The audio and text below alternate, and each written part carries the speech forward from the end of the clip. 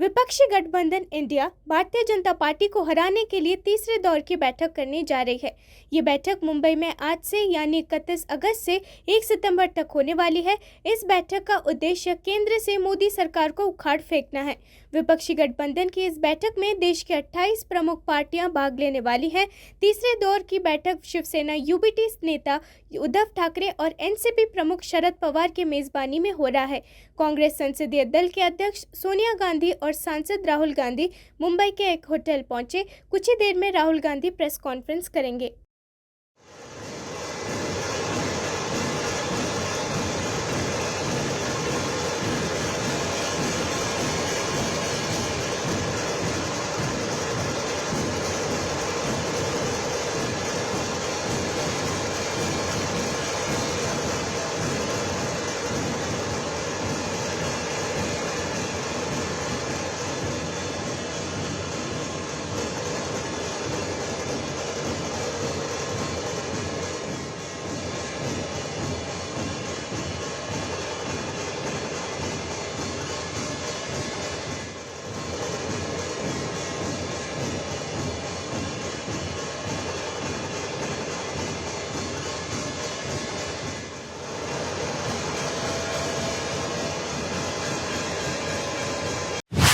मुंबई में इंडिया गठबंधन की बैठक से पहले शिवसेना यूबीटी सांसद संजय राउत ने कहा कि इंडिया गठबंधन की प्रगति के साथ चाइना सीमाओं ने पीछे हटना शुरू कर दिया। उन्होंने कहा कि चाइना डर गया है क्योंकि विपक्ष एक साथ आ रहा है। संजय राउत ने कहा, जैसे जैसे विपक्ष का भारत गठबंधन आगे बढ़ेगा, हमारी ताकत देखकर चाइना सीमाओं से पीछा हटना शुरू कर देगा। चाइना ने हाल ही में एक नया नक्शा जारी किया है जिसमें अरुणाचल प्रदेश और अक्साई चाइना को अपने क्षेत्र के रूप में दिखाया गया है। मैं बाहर आकर बात नहीं करूंगा, लेकिन मैंने कहा कि जिस तरह से इंडिया आगे चल रही है, हमारा अलायंस, वैसे वैसे बॉर्डर्स में चाइना जो घुस गया है ना, वो भी पीछे हटेगा हमारी ताकत देख। भारतीय जनता पार्टी और उनके पूरे अलायंस में घबराहट हो गई। हाँ, 2024 में हम इंडिया जीतने जा रही है। अब इंडिया को हराना मुश्किल ही नहीं, नामुमकिन है।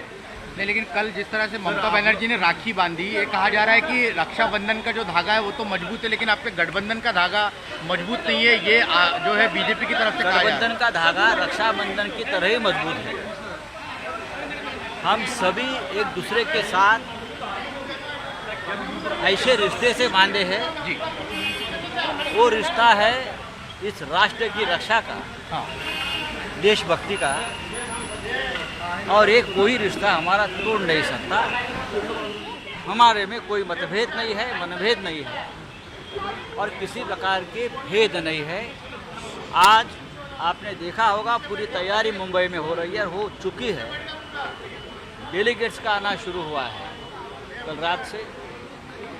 आज शाम को बैठक की शुरुआत होगी, कल तक चलेगी और देश के सामने एक बहुत।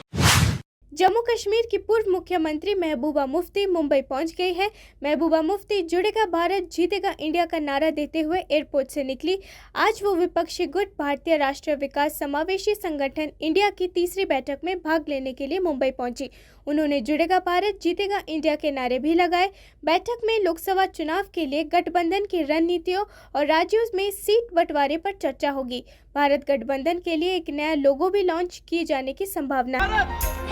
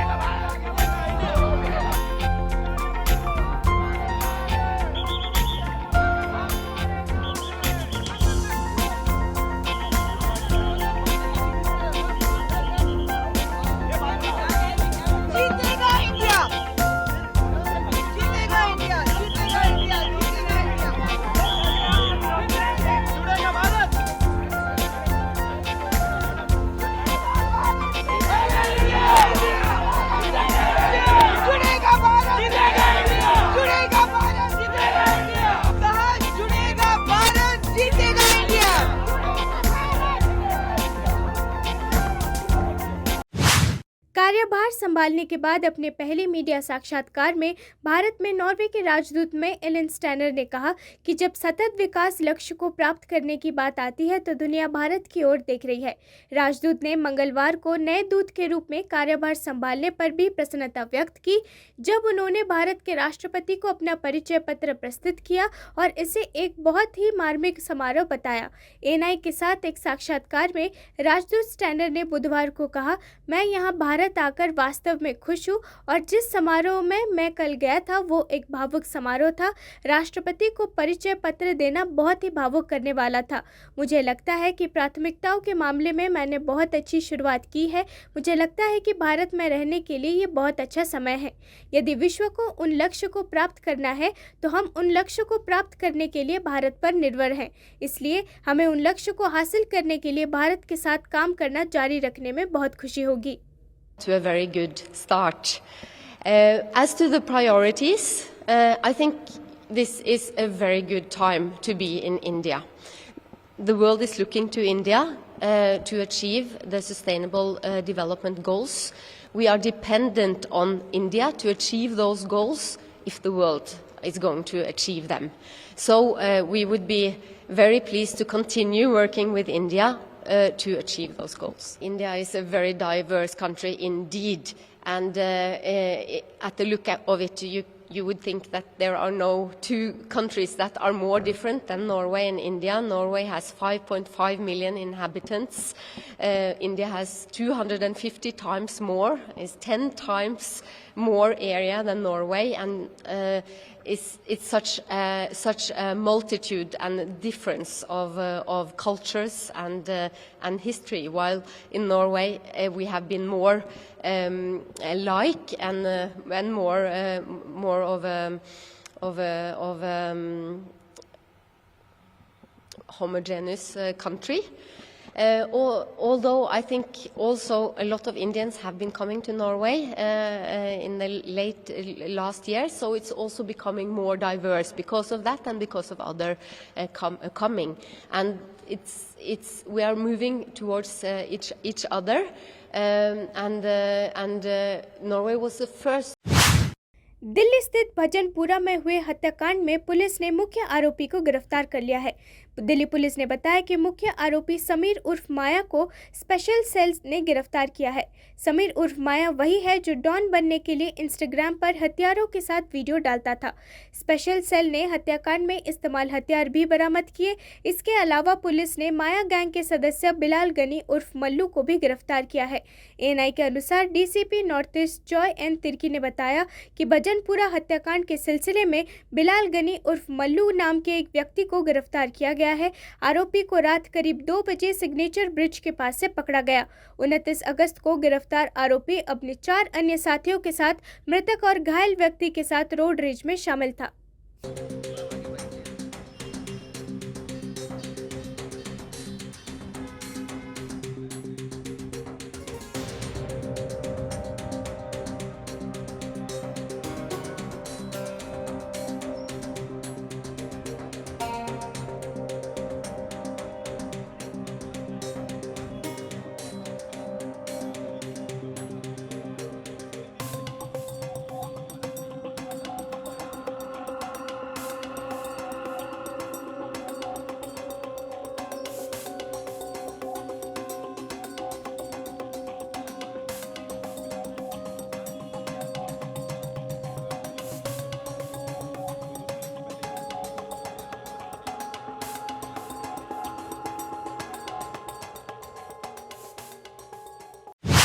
उत्तर प्रदेश के मुख्यमंत्री योगी आदित्यनाथ ने बलरामपुर के देवी पाटन मंदिर का दौरा किया।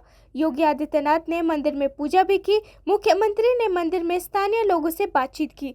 मंदिर में पूजा कर गायों को खिलाया गुड़ और चारा। आज मंदिर में भंडारा का भी आयोजन होगा। देवी पाटन मंदिर में मुख्यमंत्री रुद्राभिषेक कार्यक्रम में भी शामिल होंगे।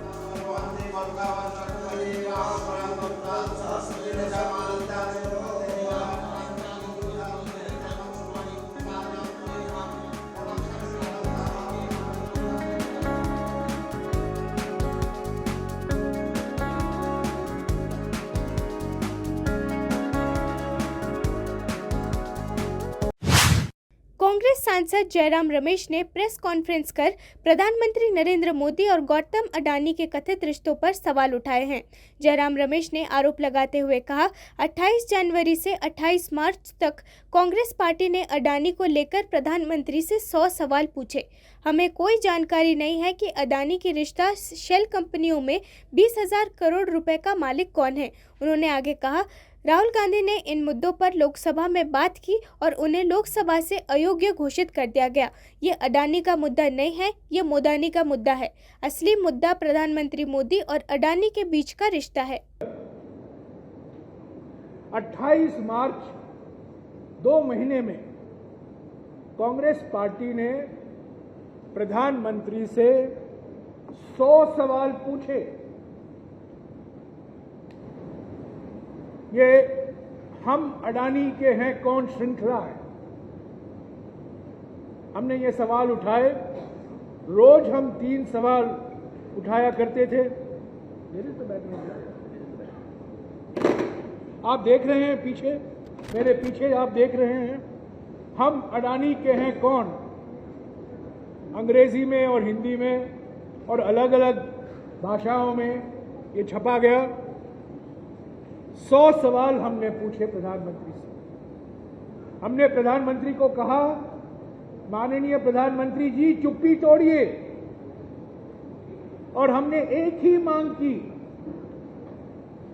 कानूनों का उल्लंघन। देश की राजधानी दिल्ली में G20 शिखर सम्मेलन के दौरान किसी भी तरह की बाधाओं से निपटने के लिए कई स्तरों पर सुरक्षा के प्रबंध किए गए हैं। नई दिल्ली यानी लुटियान इलाके को तो पूरी तरह से नाकेबंदी कर दी गई है। ऐसी सुरक्षा व्यवस्था है कि परिंदा भी पर न मार सके। आगामी G20 शिखर सम्मेलन के लिए दिल्ली को लेकर तैयार करने में कोई कसर नहीं छोड़ी जा रही है। अंतर्राष्ट्रीय मेहमानों के स्वागत के लिए दिल्ली को फव्वारों से लेकर होर्डिंग्स तक सजाया गया है। हालांकि दिल्ली में बंदरों की बढ़ती आबादी शिखर सम्मेलन को सफल बनाने में बाधा उत्पन्न कर सकती है। बंदरों के इस आतंक से लड़ने के लिए बंदरों की अधिक आबादी वाले क्षेत्र में रणनीतिक रूप से लंगूर के कटआउट भी लगाए गए हैं। इसके अलावा बंदरों को भगाने के लिए लंगूर की आवाज निकालने वाले प्रशिक्षित लोगों को भी काम पर रखा गया है।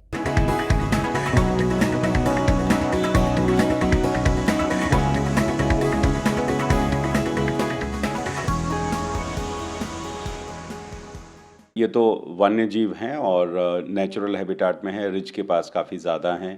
इनको आप डिस्प्लेस तो कर नहीं सकते हैं, लेकिन वन विभाग के साथ बातचीत करके, कंसल्टेशन के साथ, एक्सपर्टीज़ के साथ क्या उनको अपने ही सेंटर में रहने के उपाय जो किए जा सकते हैं, वो निश्चित रूप से एनडीएमसी का स्वास्थ्य विभाग कर रहा है।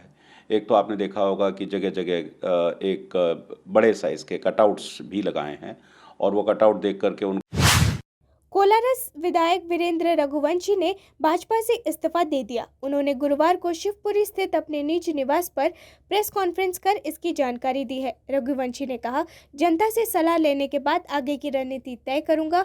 उन्होंने इस्तीफा के लिए पार्टी के नवागत भाजपाइयों को जिम्मेदार ठहराया है। अपने त्याग पत्र में लिखा, पूरे ग्वालियर चंबल में मेरे जैसे कई कार्यकर्ता हैं जिनकी उपेक्षा नवागत भाजपाई कर रहे हैं। सूत्रों का कहना है कि रघुवंशी कांग्रेस ज्वाइन कर सकते हैं। हालांकि रघुवंशी ने अभी तक ऐसा कुछ नहीं कहा है। रघुवंशी साल 2014 के लोकसभा चुनाव में कांग्रेस छोड़कर भाजपा में शामिल हो गए थे। नहीं है।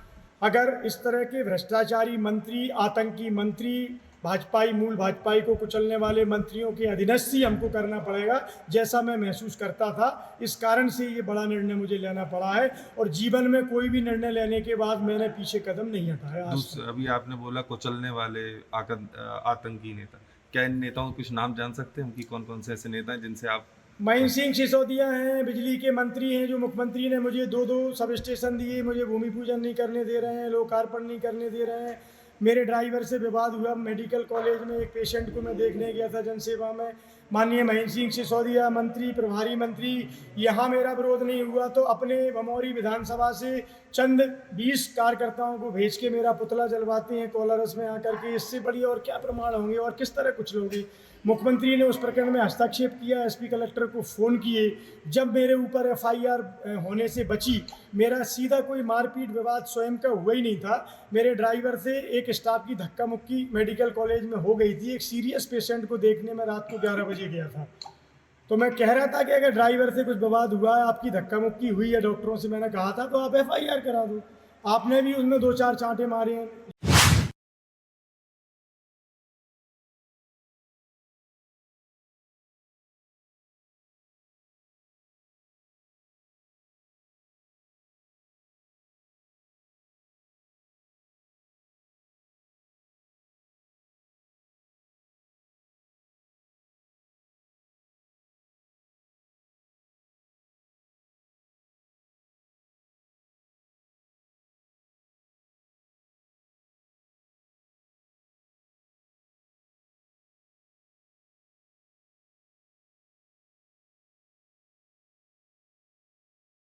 की मीटिंग, आप लोगों की मीटिंग को जैसे अनाउंस हुआ, महायुति ने अपनी बैठक अनाउंस की और आप लोगों की मीटिंग पर सवाल खड़े कर रही है कि पैसे खर्च किए जा रहे हैं। नहीं, क्या महायुति, ये तो सारे डरपोक लोग साथ में आए हुए हैं, जो ईडी को डर रहे थे, एनआईए को डर रहे थे। ये सारे लोग एक साथ, अगर आप देखें तो महाराष्ट्र को पीछे लेके जा रहे हैं, तो हम उनके और ध्यान नहीं देखे। अगर आप देखें तो आज किसान त्रस्त है, आज महिलाओं की आवाज कोई सुन रहा नहीं है, उनके लिए हम लड़ रहे हैं।